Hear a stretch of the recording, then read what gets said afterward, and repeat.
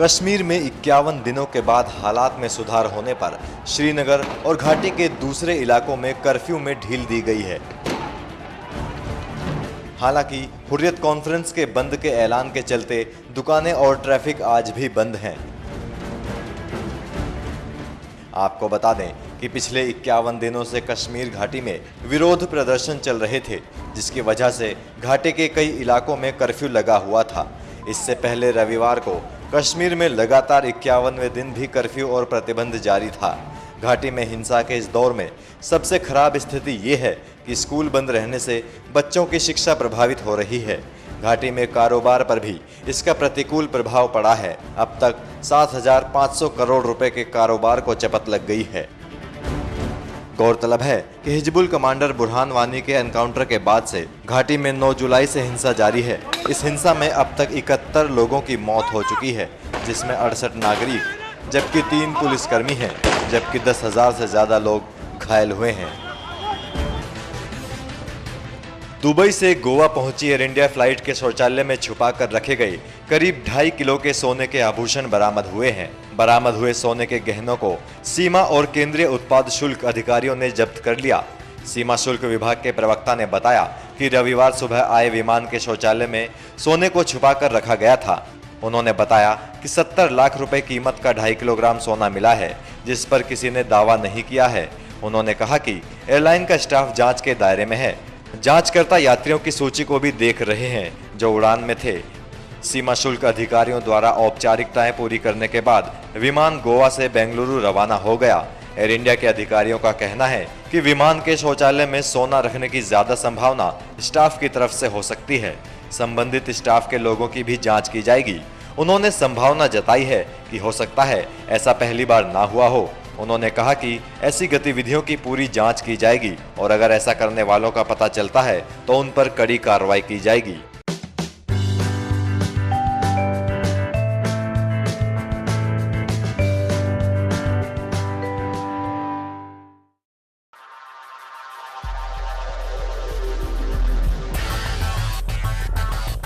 बॉलीवुड में इन दिनों खूब बायोपिक बन रही हैं। सामाजिक कार्यकर्ता अन्ना हजारे की जिंदगी पर भी एक फिल्म बनने जा रही है, जिसका नाम है अन्ना। मेकर्स ने अन्ना का पहला पोस्टर जारी कर दिया है। बहुत कम लोगों को पता है कि अन्ना हजारे का पूरा नाम बाबूराव हजारे है और वो एक किसान थे। इस फिल्म में बाबूराव हजारे की जिंदगी की सभी घटनाओं को दिखाया जाएगा। दिल्ली के मुख्यमंत्री अरविंद केजरीवाल अन्ना हजारे को ही अपना गुरु मानते हैं। हालांकि अब दोनों के बीच में काफी दूरियां आ गई हैं। अन्ना हजारे उस वक्त सुर्खियों में आए थे जब उन्होंने जन लोकपाल बिल के लिए साल 2011 में भूख हड़ताल की थी। तब पूरे देश में अन्ना लहर चल पड़ी थी। हर कोई खुद को अन्ना कहने पर गर्व महसूस करता था। बताया जा रहा है कि फिल्म अन्ना में अन्ना हजारे की जिंदगी की हर महत्वपूर्ण घटना पर फोकस किया गया है। उन्हें जिंदगी में किन किन चीजों से प्रेरणा मिली, किन किन लोगों ने उन्हें प्रभावित किया, ये सारी घटनाएं हमें फिल्म में देखने को मिलेंगी। हम आपको बता दें कि ये फिल्म अक्टूबर 2016 में रिलीज की जाएगी। करीना ने अपने बॉलीवुड करियर में कई रैंप वॉक किए होंगे, जिसमें वो बेहद ही खूबसूरत भी लगी होंगी। लेकिन इस बार करीना कपूर के लिए रैंप पर वॉक करना एक बेहद खास अनुभव रहा है। दरअसल इस बार वो सिर्फ अपने अंदाज के साथ ही नहीं, बल्कि अपने बेबी बम्प के साथ वॉक कर रही थी। यानी करीना अपने बच्चे के साथ पहली बार रैंप पर वॉक कर रही थी। करीना ने इमोशनल होते हुए कहा कि ये वॉक उनके लिए यादगार रहेगा, क्योंकि पहली बार उन्होंने अपने होने वाले बच्चे के साथ रैंप पर वॉक किया। जब करीना से पूछा गया कि क्या रैंप वॉक के दौरान गर्भ में से बच्चे ने लात मारी, तो करीना ने हंसते हुए कहा, मैं इतनी घबराई हुई थी कि मुझे पता ही नहीं लगा कि ऐसा हुआ या नहीं। ये कोई एक नहीं, हम 2 हैं। ये बेहद खास लम्हा है। मैंने पहले कभी सब्यसाची के लिए रैंप वॉक नहीं किया है। हम एक साथ फिल्म नहीं कर सके, लेकिन ये लम्हा बेहद खास है। करीना ने शो के बाद कहा, ये इतिहास में दर्ज रहेगा। मैं इस समय वाकई बेहद भावुक हूँ। यह चाहती हूँ कि इस क्षण का आनंद हर कोई उठाए। ऐसा माना जा रहा था कि प्रेगनेंसी के कारण करीना का काम प्रभावित होगा, लेकिन करीना ने बताया कि प्रेगनेंसी को उन्होंने अपने काम के बीच नहीं आने दिया। करीना ने कहा कि वो कभी भी कैमरे से दूर नहीं जाएंगी। बताया जा रहा है कि करीना इन दिनों फिल्म वीरे दी वेडिंग की तैयारियों में जुटी हुई हैं। अंडरशर्ट और निक्कर पहना विपिन किसी साधारण बच्चे की तरह नजर आ सकता है, लेकिन उसने जो कर दिखाया है वो असाधारण है। सिर्फ 10 साल की उम्र के विपिन की जाबाजी को पूरा इलाका लंबे समय तक याद रखेगा। इस छोटे से जाबाज ने अपने से बड़ी 4 लड़कियों को नदी में डूबने से बचा लिया और लड़कियों को सही सलामत नदी से निकाल लिया। बिहार के जहानाबाद के गोपालपुर में बाढ़ की वजह से नदी उफान पर है। 6ठी क्लास में पढ़ने वाली 6 लड़कियां नदी पार कर रही थी। उन्हें इस बात का अंदाजा भी नहीं था कि नदी में गहरे गड्ढे भी होंगे। इस बीच अचानक चीख पुकार मचने लगी। पुल से गुजर रहे विपिन को मामला समझने में देर नहीं लगी। वो आनंद फानंद में नदी में कूदा और लड़कियों को बचाने के लिए जद्दोजहद करने लगा। विपिन ने एक एक कर 4 लड़कियों को नदी में सुरक्षित जगह पर खींच लिया।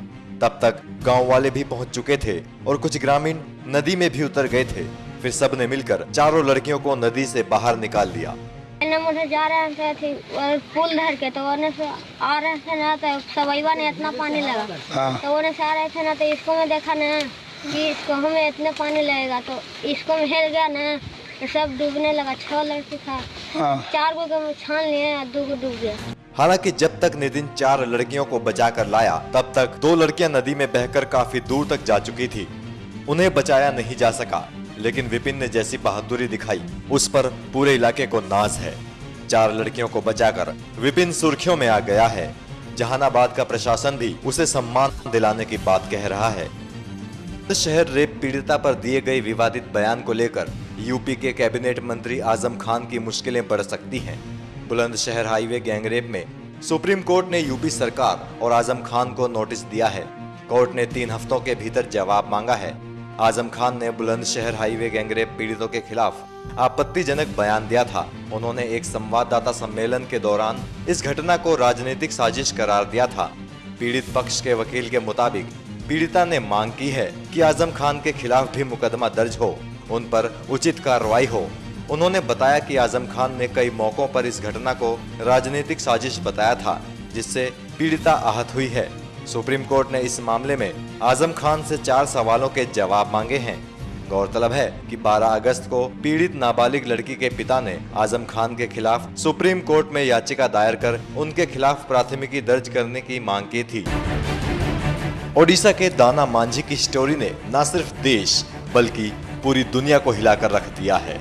मृत पत्नी को कंधे पर रखकर 12 किलोमीटर तक ले जाने वाले दाना मांझी की खबर जब बहरीन के प्रिंस ने पढ़ी और देखी तो उनका दिल भी पसीज गया। जहां एक तरफ ओडिशा सरकार इस मामले को रफा दफा करने में लगी है, तो वहीं दूसरी तरफ बहरीन के प्रधानमंत्री प्रिंस खलीफा बिन सलमान अल खलीफा ने दाना मांझी की मदद करने का फैसला किया है। गल्फ डेली न्यूज के मुताबिक प्रधानमंत्री प्रिंस खलीफा बिन सलमान अल खलीफा ने उस शख्स के बारे में पढ़ा जो अस्पताल में पत्नी की मौत हो जाने के बाद एम्बुलेंस ना मिलने पर शव को कंधे पर रखकर 12 किलोमीटर तक ले गया। प्रधानमंत्री इस खबर को जानकर काफी मायूस थे और परिवार की मदद करना चाहते थे। इसलिए उन्होंने तुरंत दाना मांझी के परिवार को वित्तीय मदद देने का फैसला लिया। प्रधानमंत्री कार्यालय ने बहरीन के भारतीय दूतावास को संपर्क किया और उस शख्स की आर्थिक मदद का निर्णय लिया। हालांकि अभी इस बात का खुलासा नहीं किया गया है कि बहरीन के प्रधानमंत्री दाना मांझी के परिवार को कितनी वित्तीय सहायता मुहैया कराएंगे।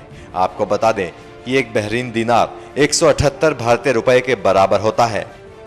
गौरतलब है कि ओडिशा के कालाहांडी में रहने वाले आदिवासी दाना मांझी की 42 वर्षीय पत्नी की अस्पताल में मौत हो गई थी।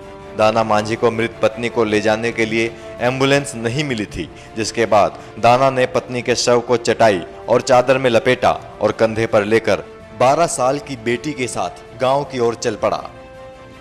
पाकिस्तान के पूर्व क्रिकेटर और राजनेता इमरान खान के बारे में गलत खबर दिखाने पर पेमराह ने 13 चैनलों पर जुर्माना लगाया है। पाकिस्तान में मीडिया की निगरानी करने वाली संस्था पेमराह ने तहरीक इंसाफ के अध्यक्ष इमरान खान की तीसरी शादी की गलत खबर दिखाने पर इन चैनलों पर 5-5 लाख रुपए का जुर्माना ठोका है। पाकिस्तान के इलेक्ट्रॉनिक मीडिया नियामक प्राधिकरण यानी पेमराह ने इमरान खान की राजनीतिक पार्टी पाकिस्तान तहरीक इंसाफ की ओर से की गई शिकायत के बाद इन 13 टीवी चैनलों पर जुर्माना लगाया। पेमराह के अधिकारी ने बताया कि हालांकि पाकिस्तान तहरीक इंसाफ ने अपनी शिकायत वापस ले ली थी, लेकिन इसके बाद भी पेमराह ने जुर्माना लगाने का फैसला किया, क्योंकि इस प्रकार की गलत खबरें नियामक की ओर से चैनल मालिकों को जारी किए गए टीवी चैनल लाइसेंस की भावना के खिलाफ है। पेमरा ने यह भी कहा कि टीवी चैनलों पर जुर्माना लगाने के निर्णय का उद्देश्य पत्रकारिता के मानकों को कायम रखना है। गौरतलब है कि इन टीवी चैनलों ने 12 जुलाई को लंदन में 63 वर्षीय खान की तीसरी शादी से संबंधित खबरों को कई बार प्रसारित किया था। तहरीक इंसाफ की ओर से इन खबरों की स्पष्ट अस्वीकृति के बावजूद भी ये चैनल उस खबर को बार बार दिखाते रहे। जिन चैनलों पर जुर्माना लगाया गया है उनमें दुनिया news, neo news, royal news, खबर न्यूज, चैनल 24, चैनल 92, न्यूज 1, सच टीवी, रोजे न्यूज, चैनल 5 और जियो तेज टीवी चैनल शामिल हैं। एनएम पठान, केशव गायकवाड़ और तेजस लालवानी, तीनों पक्के दोस्त, तीनों एक ही क्लास में पढ़ने वाले। अब उन तीनों दोस्तों की सिर्फ आखिरी निशानियां ही बाकी हैं। इस तालाब के किनारे वो बस्ते जो उनके कंधों का बोझ थे आज लावारिस पड़े हैं। अजीम, केशव और तेजस अपने 2 और दोस्तों के साथ शनिवार को तालाब में नहाने गए थे। उन्हें जाना तो ट्यूशन था, लेकिन एक दोस्त का जन्मदिन मनाने वो पहुंच गए नासिक के दत्ताचे सिंघवे गांव। वहां बांध के किनारे पांचों ने दोस्त का बर्थडे सेलिब्रेट किया और डैम में उतर गए। बर्थडे था तो सेलिब्रेशन भी था, सेलिब्रेशन था तो फोटो सेशन भी।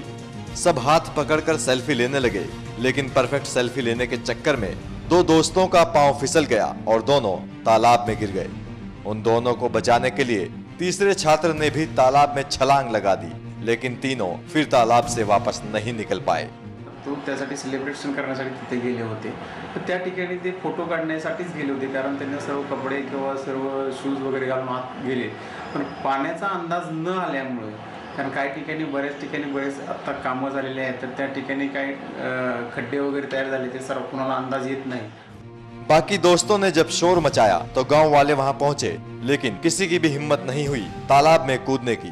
फायर ब्रिगेड को बुलाया गया, लेकिन तब तक तीनों की मौत हो चुकी थी। जो 2 छात्र तालाब में नहीं कूदे उन्हें इस घटना से गहरा सदमा पहुंचा है। तालाब 30 फीट गहरा था। घंटों की मेहनत के बाद तीनों छात्रों के शवों को बाहर निकाला गया, लेकिन सेल्फी के चक्कर में मौत की ये कोई पहली घटना नहीं है। पहले भी ऐसी घटनाएं हुई हैं, फिर भी कोई सबक नहीं लेता। एनएमएफ न्यूज की रिपोर्ट। कल 29 अगस्त को हॉकी के जादूगर ध्यानचंद जी की जन्मतिथि है। यह दिन पूरे देश में राष्ट्रीय खेल दिवस के रूप में मनाया जाता है। मैं ध्यानचंद जी को श्रद्धांजलि देता हूं और इस अवसर पर आप सभी को उनके योगदान की याद भी दिलाना चाहता हूं। उन्होंने 1928 में, 1932 में, 1936 में ओलंपिक खेलों में भारत को हॉकी का स्वर्ण पदक दिलाने में महत्वपूर्ण भूमिका निभाई थी। हम सभी क्रिकेट प्रेमी ब्रैडमैन का नाम जानते हैं। उन्होंने ध्यानचंद जी के लिए कहा था, he scores goals like runs. Dhyan Chand ji sportsman spirit और देशभक्ति की एक जीती जागती मिसाल थे। एक बार कोलकाता में एक मैच के दौरान एक विपक्षी खिलाड़ी ने ध्यानचंद जी के सर पर हॉकी मार दी।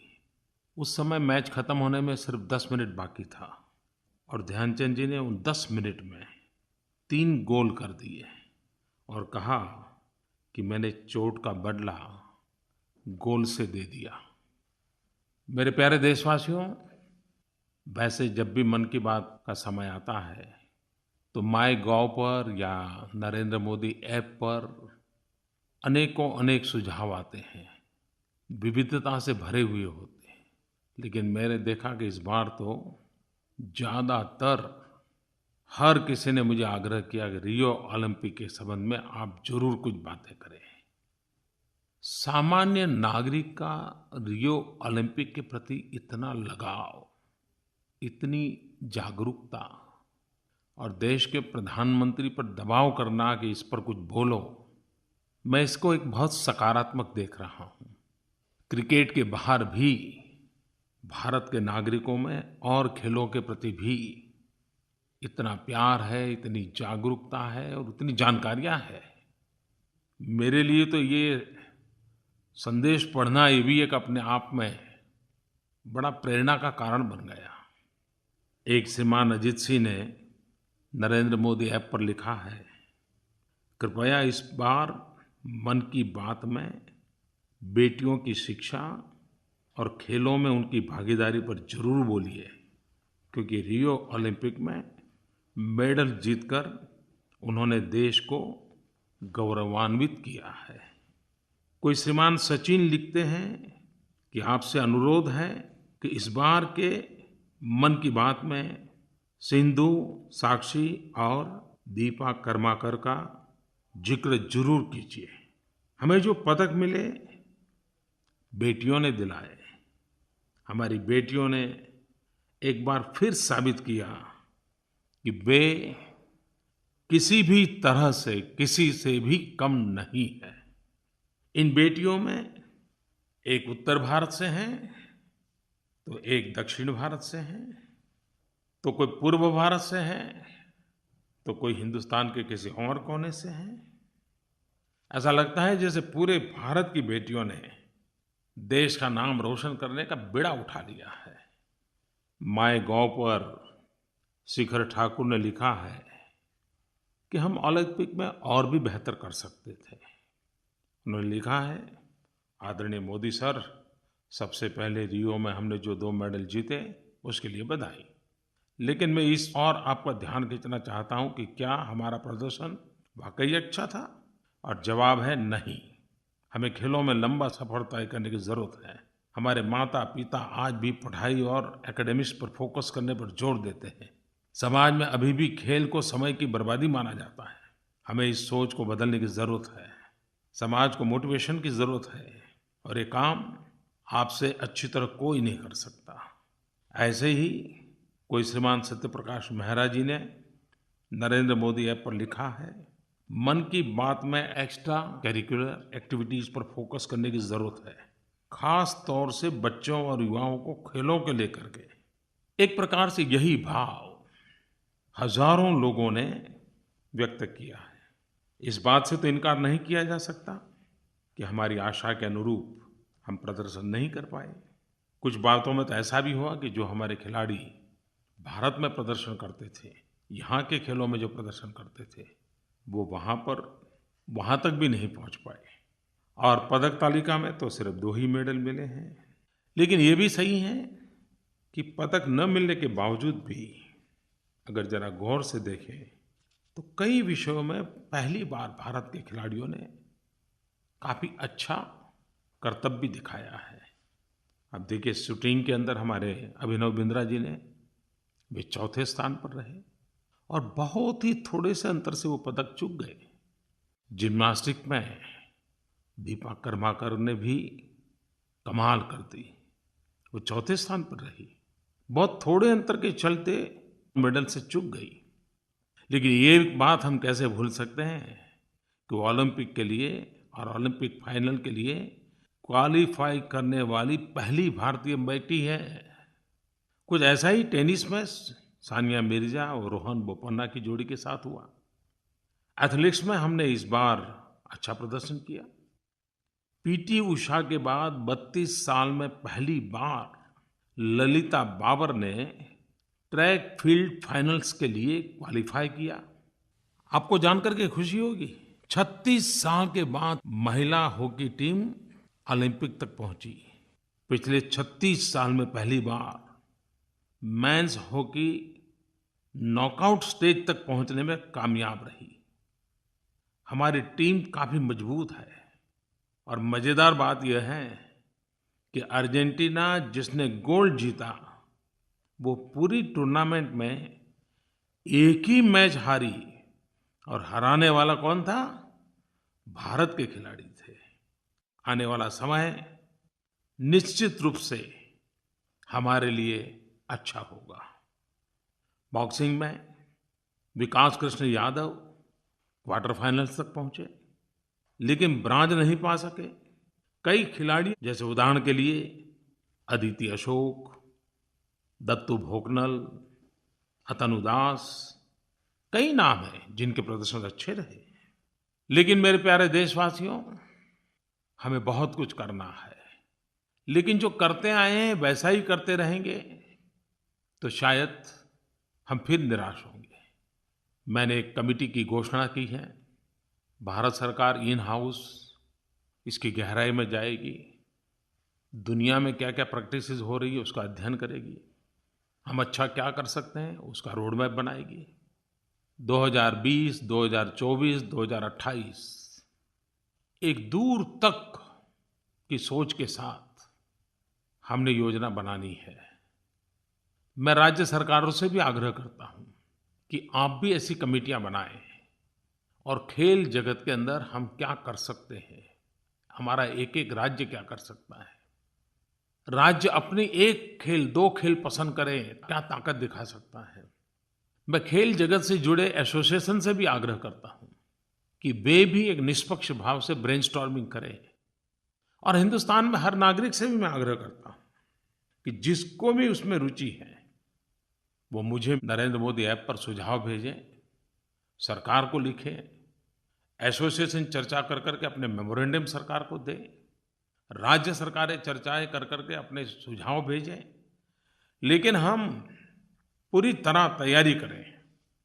और मुझे विश्वास है कि हम जरूर 125 करोड़ देशवासी, 65% युवा जनसंख्या वाला देश, खेल की दुनिया में भी बेहतरीन स्थिति प्राप्त करें, इस संकल्प के साथ आगे बढ़ना है। मेरे प्यारे देशवासियों, 5 सितंबर शिक्षक दिवस है।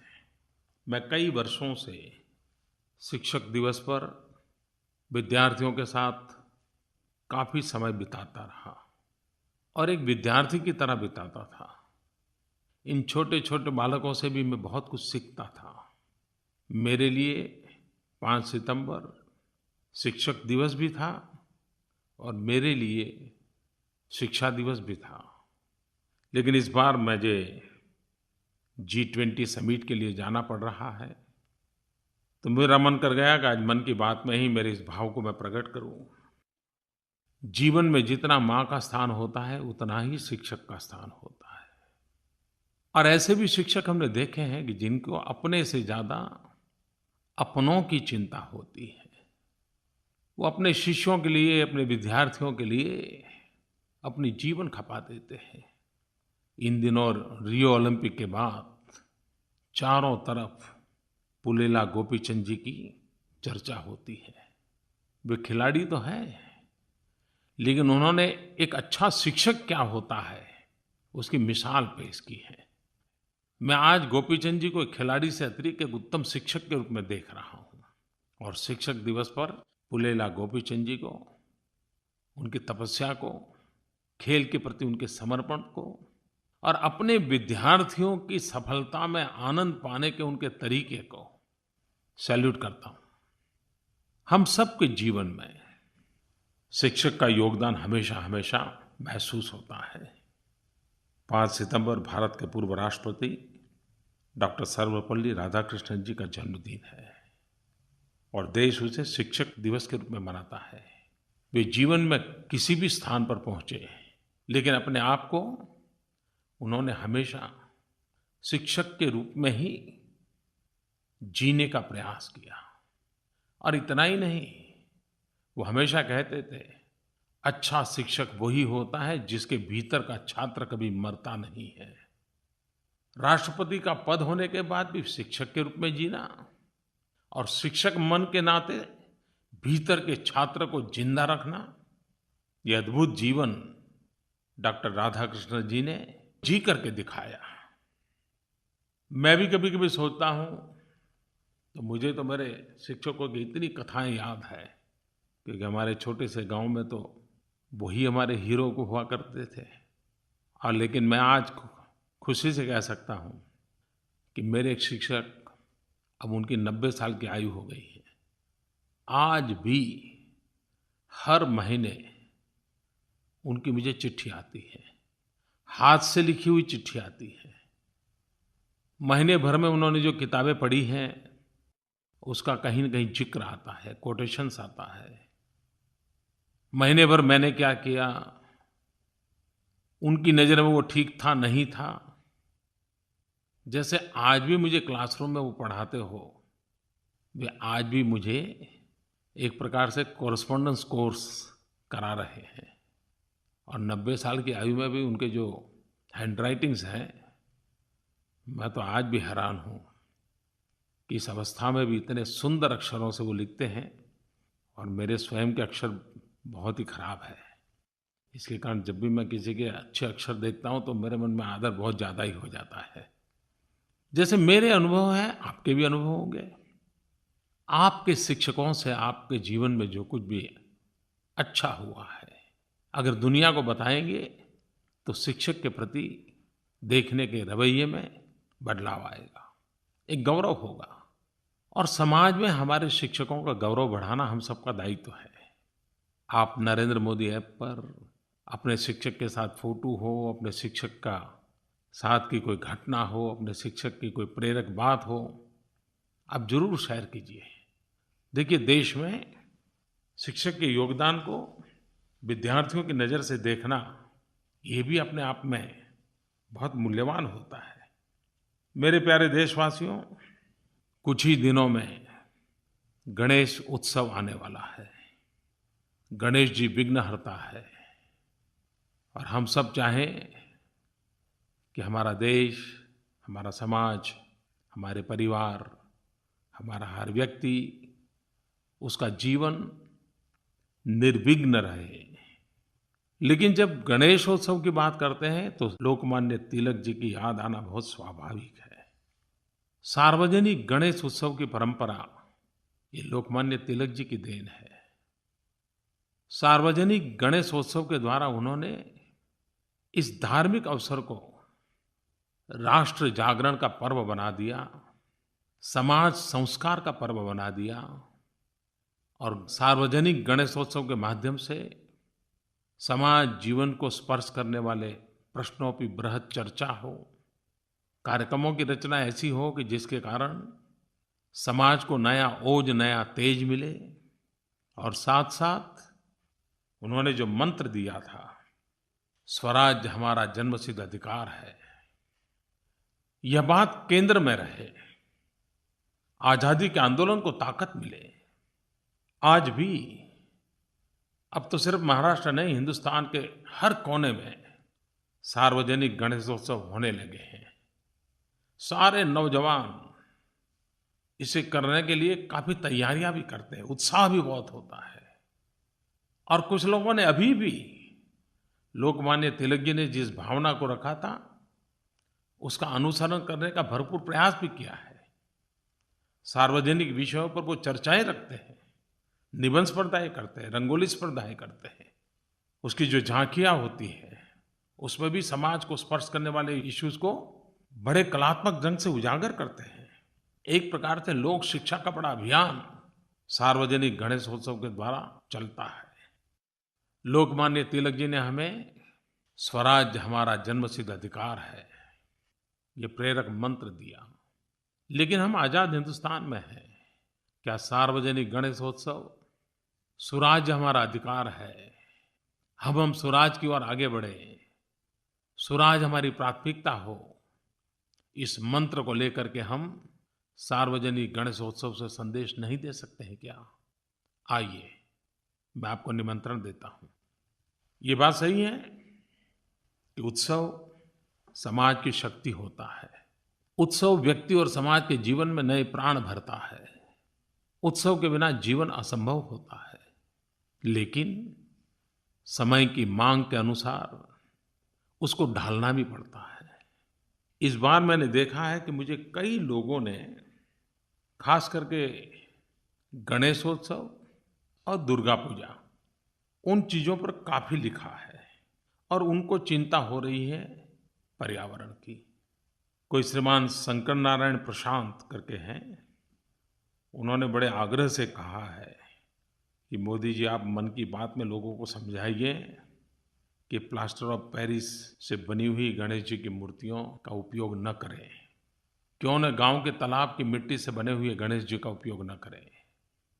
पीओपी की बनी हुई प्रतिमाएं पर्यावरण के लिए अनुकूल नहीं होती हैं। उन्होंने तो बहुत पीड़ा व्यक्त की है और उन्होंने भी की है। मैं भी आप सबसे प्रार्थना करता हूँ, क्यों न हम मिट्टी का उपयोग करके गणेश की मूर्तियाँ, दुर्गा की मूर्तियाँ हमारी उस पुरानी परंपरा पर वापस क्यों न आए? पर्यावरण की रक्षा, हमारी नदी तालाबों की रक्षा, उसमें होने वाले प्रदूषण से इस पानी के छोटे-छोटे जीवों की रक्षा, ये भी ईश्वर की सेवा ही तो है। गणेश जी विघ्नहर्ता है, तो हमें ऐसे गणेश जी नहीं बनाने चाहिए जो विघ्न पैदा करें। मैं नहीं जानता हूँ मेरी इन बातों को आप किस रूप में लेंगे, लेकिन ये सिर्फ मैं नहीं कह रहा हूँ, कई लोग हैं और मैंने कईयों के विषय में कई बार सुना है। पुणे के एक मूर्तिकार श्रीमान अभिजीत धोड़फले, कोल्हापुर की संस्थाएं निसर्ग मित्र, विज्ञान प्रबोधिनी, विदर्भ क्षेत्र में निसर्ग कट्टा, पुणे की ज्ञान प्रबोधिनी, मुंबई के गिरगावाचा राजा, ऐसी अनेकविध संस्थाएं, व्यक्ति मिट्टी के गणेश के लिए बहुत मेहनत करते हैं, प्रचार भी करते हैं। इको फ्रेंडली गणेश उत्सव, ये भी एक समाज सेवा का काम है। दुर्गा पूजा के बीच अभी समय है।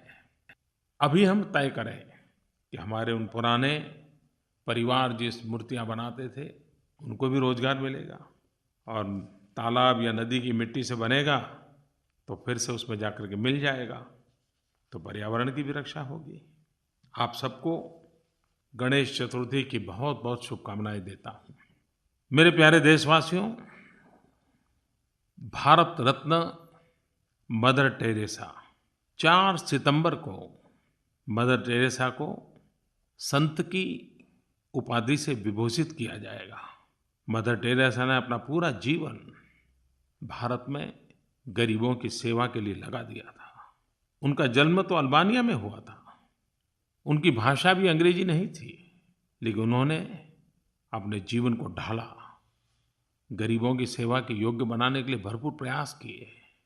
जिन्होंने जीवन भर भारत के गरीबों की सेवा की हो, ऐसी मदर टेरेसा को जब संत की उपाधि प्राप्त होती है तो सब भारतीयों को गर्व होना बड़ा स्वाभाविक है।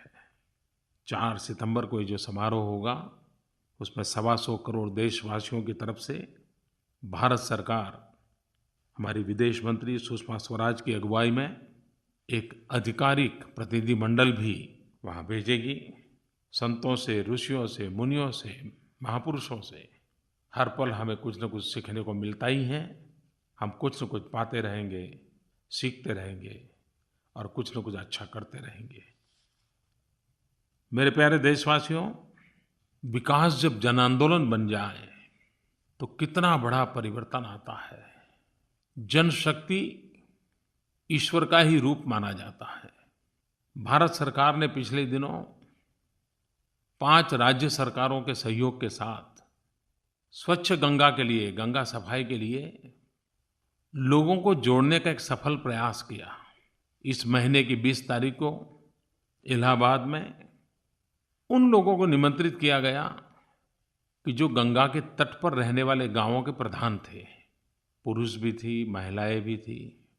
वे इलाहाबाद आए और गंगा तट के गांवों के प्रधानों ने माँ गंगा की साक्षी में शपथ ली कि वे गंगा तट के अपने गांवों में खुले में शौच जाने की परंपरा को तत्काल बंद करवाएंगे, शौचालय बनाने का अभियान चलाएंगे और गंगा सफाई में गांव पूरी तरह योगदान देगा कि गांव गंगा को गंदा नहीं होने देगा।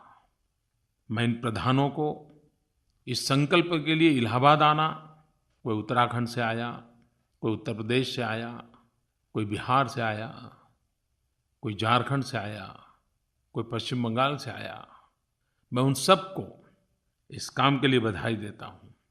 मैं भारत सरकार के उन सभी मंत्रालयों को भी बधाई देता हूँ, उन मंत्रियों को भी बधाई देता हूँ कि जिन्होंने इस कल्पना को साकार किया।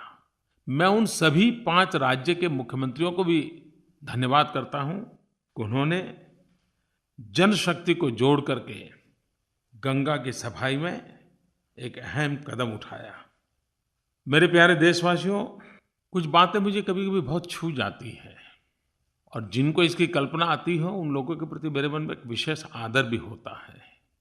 15 जुलाई को छत्तीसगढ़ के कबीरधाम जिले में करीब 1700 से ज़्यादा स्कूलों के 1.25 लाख से ज़्यादा विद्यार्थियों ने सामूहिक रूप से अपने अपने माता पिता को चिट्ठी लिखी। किसी ने अंग्रेजी में लिख दिया, किसी ने हिंदी में लिखा, किसी ने छत्तीसगढ़ी में लिखा, लेकिन उन्होंने अपने माँ बाप से चिट्ठी लिख करके कहा कि हमारे घर में टॉयलेट होना चाहिए। टॉयलेट बनाने की उन्होंने मांग की। कुछ बालकों ने तो ये भी लिख दिया कि इस साल मेरा जन्मदिन नहीं मनाओगे तो चलेगा, लेकिन टॉयलेट जरूर बनाओ।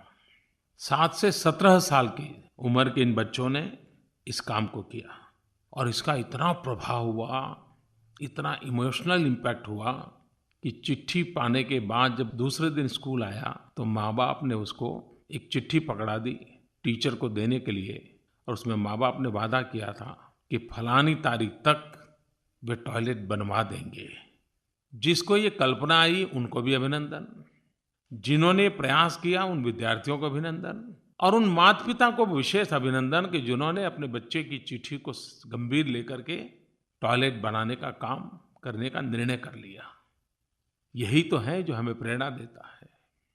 कर्नाटक के कोप्पाल जिला, इस जिले में 16 साल की उम्र की एक बेटी मल्लाम्मा, इस बेटी ने अपने परिवार के खिलाफ ही सत्याग्रह कर दिया। वो सत्याग्रह पर बैठ गई। कहते हैं कि उन्होंने खाना भी छोड़ दिया था, और वो भी खुद के लिए कुछ मांगने के लिए नहीं, कोई अच्छे कपड़े लाने के लिए नहीं, कोई मिठाई खाने के लिए नहीं। बेटी मल्लाम्मा की जिद ये थी कि हमारे घर में टॉयलेट होना चाहिए। अब परिवार की आर्थिक स्थिति नहीं थी, बेटी जिद पर अड़ी हुई थी, वो अपना सत्याग्रह छोड़ने को तैयार नहीं थी। गांव के प्रधान मोहम्मद शाफी, उनको पता चला कि मल्लाम्मा ने टॉयलेट के लिए सत्याग्रह किया है। तो गांव के प्रधान मोहम्मद शाफी की भी विशेषता देखिए कि उन्होंने 18,000 रुपये का इंतजाम किया और 1 सप्ताह के भीतर भीतर टॉयलेट बनवा दिया। ये बेटी मल्लाम्मा की जीत की ताकत देखिए, और मोहम्मद शाफी जैसे गांव के प्रधान देखिए, समस्याओं के समाधान के लिए कैसे रास्ते खोजे जाते हैं। यही तो जनशक्ति है। मेरे प्यारे देशवासियों, स्वच्छ भारत ये हर भारतीय का सपना बन गया है, कुछ भारतीयों का संकल्प बन गया है, कुछ भारतीयों ने इसे अपना मकसद बना लिया है। लेकिन हर कोई किसी न किसी रूप में इससे जुड़ा है, हर कोई अपना योगदान दे रहा है। रोज खबरें आती रहती हैं, कैसे कैसे नए प्रयास हो रहे हैं। भारत सरकार में एक विचार हुआ है और लोगों से आह्वान किया है कि आप 2 मिनट 3 मिनट की स्वच्छता की एक फिल्म बनाइए। ये शॉर्ट फिल्म भारत सरकार को भेज दीजिए। वेबसाइट पर आपको इसकी जानकारियाँ मिल जाएगी। उसकी स्पर्धा होगी और 2 अक्टूबर गांधी जयंती के दिन जो विजयी होंगे उनको इनाम दिया जाएगा। मैं तो टीवी चैनल वालों को भी कहता हूँ कि आप भी ऐसी फिल्मों के लिए आह्वान करके स्पर्धा करिए। क्रिएटिविटी भी स्वच्छता अभियान को एक ताकत दे सकती है। नए स्लोगान मिलेंगे, नए तरीके जानने को मिलेंगे, नई प्रेरणा मिलेगी, और ये सब कुछ जनता जनार्दन की भागीदारी से, सामान्य कलाकारों से। और ये जरूरी नहीं कि फिल्म बनाने के लिए बड़ा स्टूडियो चाहिए और बड़ा कैमरा चाहिए। अरे आजकल तो आपने मोबाइल फ़ोन के कैमरा से भी आप फिल्म बना सकते हैं। आइए आगे बढ़िए, आपको मेरा निमंत्रण है। मेरे प्यारे देशवासियों, भारत की हमेशा हमेशा एक कोशिश रही है कि हमारे पड़ोसियों के साथ हमारे संबंध गहरे हो, हमारे संबंध सहज हो, हमारे संबंध जीवंत हो। एक बहुत बड़ी महत्वपूर्ण बात पिछले दिनों हुई।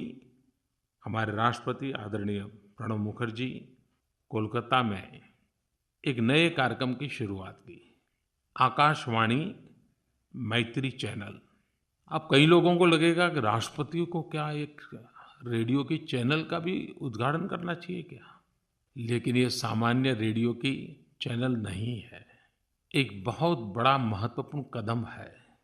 हमारे पड़ोस में बांग्लादेश है। हम जानते हैं बांग्लादेश और पश्चिम बंगाल एक ही सांस्कृतिक विरासत को लेकर के आज भी जी रहे हैं। तो इधर आकाशवाणी मैत्री और उधर बांग्लादेश बेतार, वे आपस में कंटेंट शेयर करेंगे और दोनों तरफ बांग्ला भाषी लोग आकाशवाणी का मजा लेंगे। पीपल टू पीपल कांटेक्ट का आकाशवाणी का एक बहुत बड़ा योगदान है। राष्ट्रपति जी ने इसको लॉन्च किया। मैं बांग्लादेश का भी इसके लिए धन्यवाद करता हूं कि इस काम के लिए हमारे साथ वो जुड़े। मैं आकाशवाणी के मित्रों को भी बधाई देता हूं कि विदेश नीति में भी वे अपना कंट्रीब्यूशन दे रहे हैं। मेरे प्यारे देशवासियों, आपने मुझे भले प्रधानमंत्री का काम दिया हो, लेकिन आखिर मैं भी तो आप ही के जैसा का इंसान हूं और कभी-कभी भावुक घटनाएं मुझे जरा ज़्यादा ही छू जाती हैं। ऐसी भावुक घटनाएं नई-नई ऊर्जा भी देती हैं, नई प्रेरणा भी देती हैं और यही है जो भारत के लोगों के लिए कुछ न कुछ कर गुजरने के लिए प्रेरणा देती है। पिछले दिनों मुझे एक ऐसा पत्र मिला, मेरे मन को छू गया। करीब 84 साल की एक माँ जो रिटायर्ड टीचर है, उन्होंने मुझे चिट्ठी लिखी। अगर उन्होंने मुझे अपनी चिट्ठी में इस बात का मना न किया होता कि मेरा नाम घोषित मत करना कभी भी, तो मेरा मन तो था कि आज मैं उनको नाम दे करके आपसे बात करूं। और चिट्ठी उन्होंने ये लिखी कि आपने जब गैस सब्सिडी छोड़ने के लिए अपील की थी तो मैंने गैस सब्सिडी छोड़ दी थी और बाद में मैं तो भूल भी गई थी। लेकिन पिछले दिनों आपका कोई व्यक्ति आया और आपकी मुझे एक चिट्ठी दे गया। इस गिव इट अप के लिए मुझे धन्यवाद पत्र मिला। मेरे लिए भारत के प्रधानमंत्री का पत्र ये पद्मश्री से कम नहीं है।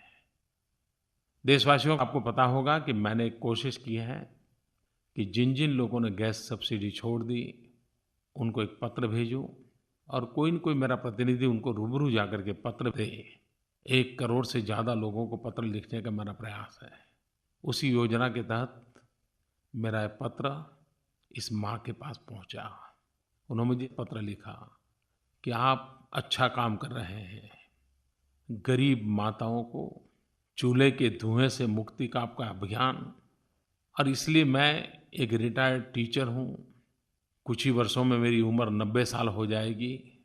मैं एक 50,000 रुपया का डोनेशन आपको भेज रही हूँ, जिससे आप ऐसी गरीब माताओं को चूल्हे के धुएं से मुक्त कराने के लिए काम में लगाना। आप कल्पना कर सकते हैं, एक सामान्य शिक्षक के नाते रिटायर्ड पेंशन पे गुजारा करने वाली माँ जब 50,000 रुपया और गरीब माताओं बहनों को चूल्हे के धुएं से मुक्त कराने के लिए और गैस कनेक्शन देने के लिए देती हो, सवाल 50,000 रुपये का नहीं है, सवाल उस माँ की भावना का है। और ऐसी कोटि-कोटि माँ बहनें, उनके आशीर्वाद ही हैं जिससे मेरा देश के भविष्य के लिए भरोसा और ताकतवर बन जाता है। और मुझे चिट्ठी भी उन्होंने प्रधानमंत्री के रूप में नहीं लिखी, सीधा साधा पत्र लिखा, मोदी भैया, उस माँ को मैं प्रणाम करता हूँ और भारत की इन कोटि-कोटि माताओं को भी प्रणाम करता हूँ कि जो खुद कष्ट झेल करके हमेशा कुछ न कुछ किसी का भला करने के लिए करती रहती है। मेरे प्यारे देशवासियों, पिछले वर्ष अकाल के कारण हम परेशान थे, लेकिन ये अगस्त महीना लगातार बाढ़ की कठिनाइयों से भरा रहा। देश के कुछ हिस्सों में बार-बार बाढ़ आई। राज्य सरकारों ने, केंद्र सरकार ने, स्थानीय स्वराज संस्था की इकाइयों ने, सामाजिक संस्थाओं ने, नागरिकों ने जितना भी कर सकते हैं करने का पूरा प्रयास किया। लेकिन इन बाढ़ की खबरों के बीच भी कुछ ऐसी खबरें भी रही जिसका ज़्यादा स्मरण होना जरूरी था। एकता की ताकत क्या होती है, साथ मिलकर के चलें तो कितना बड़ा परिणाम मिल सकता है, ये इस वर्ष का अगस्त महीना याद रहेगा। अगस्त 2016 में घोर राजनीतिक विरोध रखने वाले दल, एक दूसरे के खिलाफ एक भी मौका न छोड़ने वाले दल और पूरे देश में करीब-करीब 90 दल, संसद में भी ढेर सारे दल, सभी दलों ने मिलकर के जीएसटी का कानून पारित किया। इसका क्रेडिट सभी दलों को जाता है और सब दल मिलकर के एक दिशा में चले तो कितना बड़ा काम होता है, उसका एक उदाहरण है। उसी प्रकार से कश्मीर में जो कुछ भी हुआ, उस कश्मीर की स्थिति के संबंध में देश के सभी राजनीतिक दलों ने मिलकर के एक स्वर से कश्मीर की बात रखी, दुनिया को भी संदेश दिया, अलगाववादी तत्वों को भी संदेश दिया और कश्मीर के नागरिकों के प्रति हमारी संवेदनाओं को भी व्यक्त किया। और कश्मीर के संबंध में मेरा सभी दलों से जितना इंटरेक्शन हुआ, हर किसी की बात में से एक बात जरूर जगह होती थी। अगर उसको मैंने कम शब्दों में समेटना तो मैं कहूँगा कि एकता और ममता, ये दो बातें मूल मंत्र में रही और हम सभी का मत है, 125 करोड़ देशवासियों का मत है, गांव के प्रधान से लेकर के प्रधानमंत्री तक का मत है कि कश्मीर में अगर कोई भी जान जाती है, चाहे वह किसी नौजवान की हो या किसी सुरक्षा कर्मी की हो, ये नुकसान हमारा ही है, अपनों का ही है, अपने देश का ही है। जो लोग इन छोटे छोटे बालकों को आगे करके कश्मीर में अशांति पैदा करने का प्रयास कर रहे हैं, कभी न कभी उनको इन निर्दोष बालकों को भी जवाब देना पड़ेगा। प्रधानमंत्री मोदी ने यूं तो इस बार मन की बात में कई टॉपिक्स पर अपनी राय रखी, लेकिन कश्मीर पर जो मोदी ने बोला वो खास था। कश्मीर के बिगड़ते हुए हालात पर प्रधानमंत्री ने मन की बात की। पीएम ने कहा कि वहां जाने वाली एक भी जान पूरे देश का नुकसान है। कश्मीर में जो कुछ भी हुआ, उस कश्मीर की स्थिति के संबंध में देश के सभी राजनीतिक दलों ने मिलकर के एक स्वर से कश्मीर की बात रखी, दुनिया को भी संदेश दिया, अलगाववादी तत्वों को भी संदेश दिया और कश्मीर के नागरिकों के प्रति हमारी संवेदनाओं को भी व्यक्त किया। और कश्मीर के संबंध में मेरा सभी दलों से जितना इंटरेक्शन हुआ, हर किसी की बात में से एक बात जरूर जगह होती थी।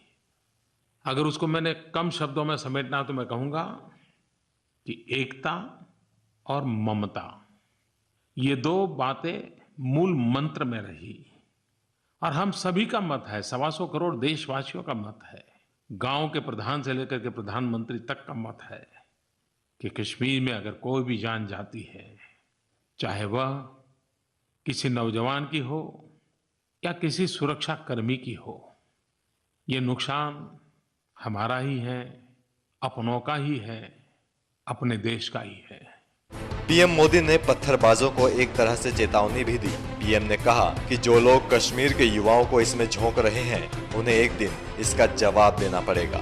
जो लोग इन छोटे छोटे बालकों को आगे करके कश्मीर में अशांति पैदा करने का प्रयास कर रहे हैं, कभी न कभी उनको इन निर्दोष बालकों को भी जवाब देना पड़ेगा। प्रधानमंत्री के मन की बात को सारे देश ने सुना और सारे देश के साथ साथ कश्मीर के लोगों ने भी सुना। मोदी के मन की बात ने कश्मीर के लोगों को भी उनका मुरीद बना दिया है। आप खुद सुनिए एक कश्मीरी की जुबानी मोदी के लिए उसके दिल की कहानी। मैंने मन की बात प्रोग्राम में जो उन्होंने बात बोली कि कश्मीर में अगर कोई नौजवान मरता है, कश्मीर में अगर कोई बच्चा मरता है तो वो पूरे हिंदुस्तान का नुकसान है और वो बच्चे जो मरते हैं वो हिंदुस्तान के बच्चे हैं। बिल्कुल सही बात है। नरेंद्र मोदी जी के बयान को देखने के बाद काफ़ी अच्छा लगता है कि जब प्राइम मिनिस्टर ऑफ इंडिया ऐसी बात बोलते हैं और उन्होंने ये भी बोला कि हम बातचीत करेंगे, तो अच्छी बात है उन्होंने ये बनाई। इस कश्मीरी का ये बयान एक करारा तमाचा है उन अलगाववादियों के गाल पर जो भोले भाले कश्मीरी युवकों को भड़काकर उनको सड़क पर पत्थरबाजी करने को उतार देते हैं और खुद अपने एसी वाले कमरों में बैठे रहते हैं। ये तमाचा है पाकिस्तान के गाल पर जो कश्मीर को भारत से तोड़कर अपने साथ जोड़ने का कभी ना पूरा होने वाला ख्वाब देखता है, क्योंकि जिस देश के पीएम नरेंद्र मोदी हों, उस देश के बारे में ऐसा सोचना सिर्फ दिन में सपने देखने से ज्यादा और कुछ नहीं हो सकता। एनएमएफ न्यूज की रिपोर्ट। 29 अगस्त यानी आज राष्ट्रीय खेल दिवस है।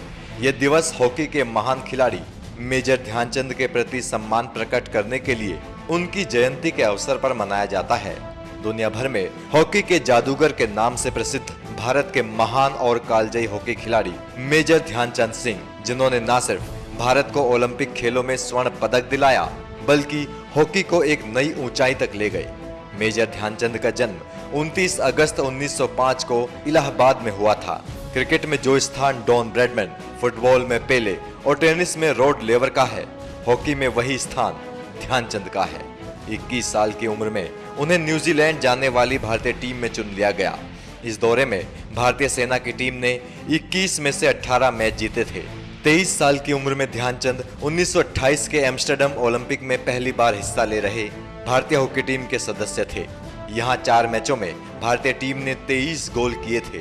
ध्यानचंद के बारे में मशहूर है कि उन्होंने हॉकी के इतिहास में सबसे ज्यादा गोल किए। 1932 में लॉस एंजल्स ओलंपिक में भारत ने अमेरिका को 24-1 के रिकॉर्ड अंतर से हराया था।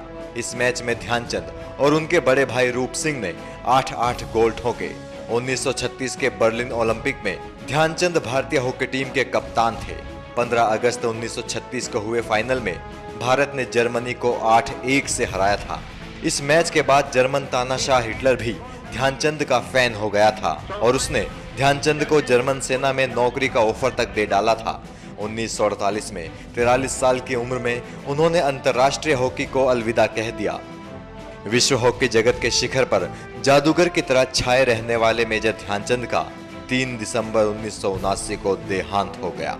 हॉकी के इस महान खिलाड़ी के मुरीद दुनिया भर में आपको मिल जाएंगे, लेकिन देश के प्रधानमंत्री नरेंद्र मोदी भी ध्यानचंद के बड़े प्रशंसक हैं। मोदी ने ध्यानचंद को श्रद्धांजलि देते हुए ट्वीट किया। प्रधानमंत्री ने अपने लोकप्रिय रेडियो शो मन की बात में भी ध्यानचंद का जिक्र कर उन्हें श्रद्धांजलि अर्पित की। 29 अगस्त को हॉकी के जादूगर ध्यानचंद जी की जन्मतिथि है। यह दिन पूरे देश में राष्ट्रीय